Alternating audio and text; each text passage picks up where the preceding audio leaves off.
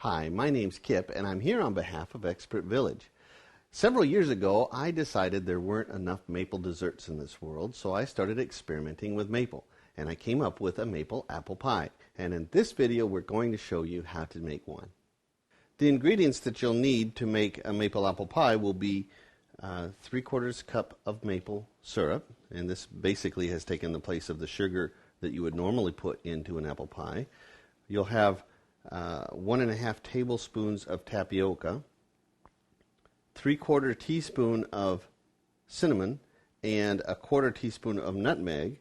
You'll need 2 tablespoons of butter, and I put just a little bit of maple extract in my pie to boost the maple flavor just a little bit, because cooked maple tastes a lot like brown sugar.